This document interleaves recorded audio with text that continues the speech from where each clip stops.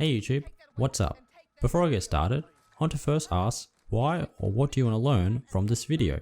Before I get into it, make sure to watch this video in the series playlist. Click through the link in the description.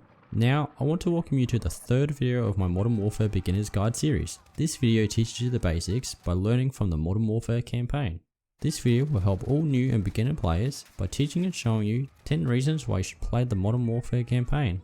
And if you haven't yet, first, make sure you subscribe, like this video, and then we'll get straight into it, guys.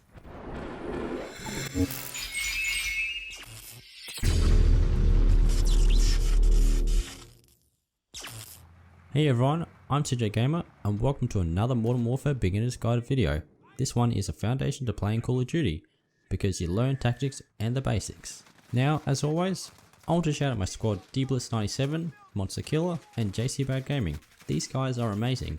Be sure to check the channels out in the description. Before I get into it, I'll say that playing campaign helps you learn different tactics that will help you overall while playing Call of Duty. These are all things that help me play good at Modern Warfare. Let's get started.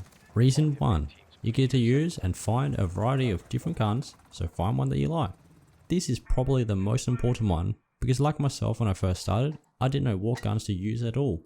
If you jump straight into multiplayer, then chances are you may struggle greatly and have a hard time having fun, because you may not know any of the weapons in this game, which puts you at a big disadvantage.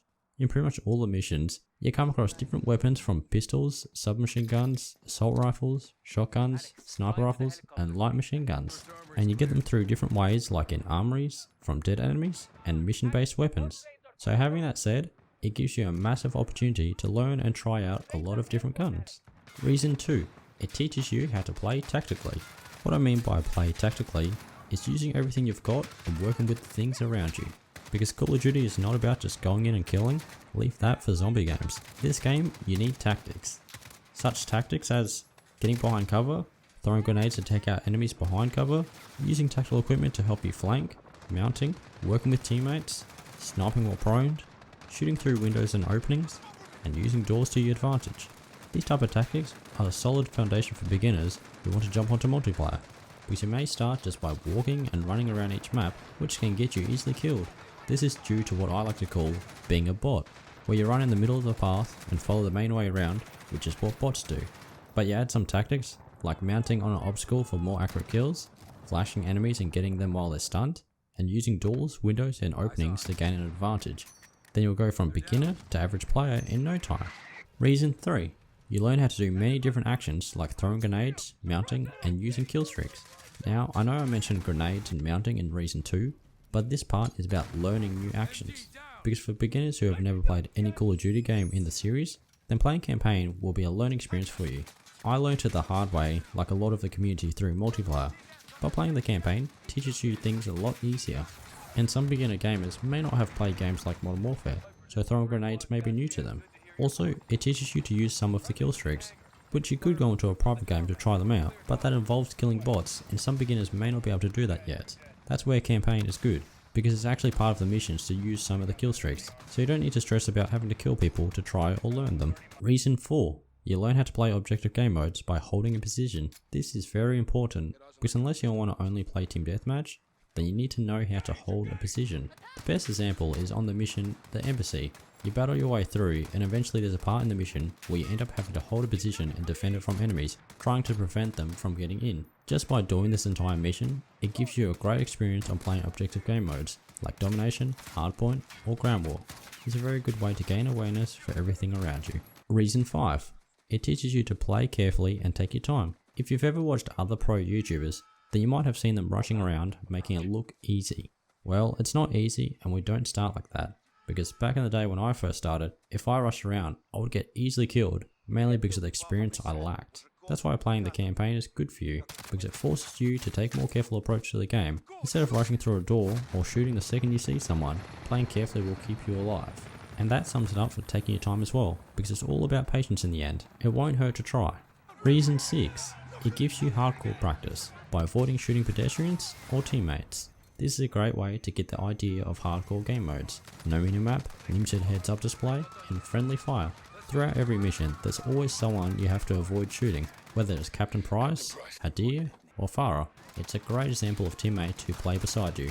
Pedestrians represent a similar role like random teammates that do their own thing and run in everyone's way, because it's a common thing for people to kill their own teammates in any hardcore game. So when playing through the campaign, you quickly gain the reflexes to hold the trigger when a pedestrian is in sight, because that's what it's like to play hardcore. The best example and practice is Mission 2 Piccadilly, because for anyone who's seen the scene, then you know there's pedestrians everywhere. Reason 7. You learn how to play with night vision. This is great and important if you're interested in playing game modes that require night vision goggles. In Mission 5 Clean House of the campaign, you get a nice taste of using night vision goggles. Now, if you've played games that have night vision, then this will be real nice for you. For all of you who haven't then, this is a great start into the world of NVG. By playing this mission, it gives you experience with the darker and green like look, aiming with your laser, and the light look of enemies. Reason 8 is you get to use all kinds of sights, like iron and reflex. When you first start as a beginner, the best thing is to try out everything, to get a taste of it all and see what you like.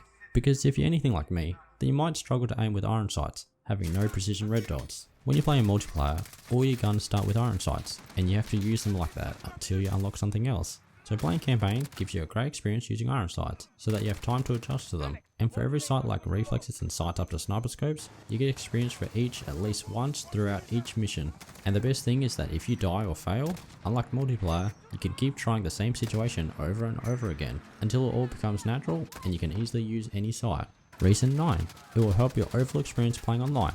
Now this may be difficult to understand, but most of the missions will help you in some way while playing online. Some examples are related to the reasons I've mentioned earlier in this video, like playing carefully, using night vision, using kill streaks, playing the objective, and now one that would help with bigger modes, waves of enemies. After you've played any of the missions where there's a wave of enemies, you gain experience to know how to react to enemies constantly being everywhere or coming back, in game modes like Ground War or Warzone. Another way it helps online is when you kill an enemy, they drop their gun, which may seem like a random one to you, but maybe you want to pick it up and try it out. Or maybe even you're running out of ammo and need another gun, so picking up one would help. This is great for multiplayer and Warzone, because you get used to the idea of picking up other players' weapons if you need to. Finally, reason 10, it's fun and enters you into the world of Call of Duty. If you're a beginner that's made it this far into the video, then good job and thanks. Comment below if you got this far. When you first start out, if you've been a loyal gamer to another game, then Call of Duty is going to be a completely different experience for you. And by playing the campaign, you'll learn to have a duty, and it's your call what you do and how you go about it. Because you get to see things like guns, grenades, tanks, gore, explosions, war, helicopters, and plenty more. Also, it's a heap of fun to run through the missions of campaign. Because that's what it's all about in the end. This series is aimed to help you play Modern Warfare so you can have fun while doing so. Okay, that's the end of my third beginner's guide video on learning from the Modern Warfare campaign. I hope you all enjoyed the video. Make sure to leave a comment below to let me know what you liked about the video. Also, if you haven't already, please don't forget to subscribe, like this video, turn on that notification bell to keep up to date with this series. Now I'm going to be changing my upload day of each video to every Friday, so stay tuned for my Modern Warfare beginner's guide. Thanks for watching guys, I'm TJ Gamer and I'll see you in the next one.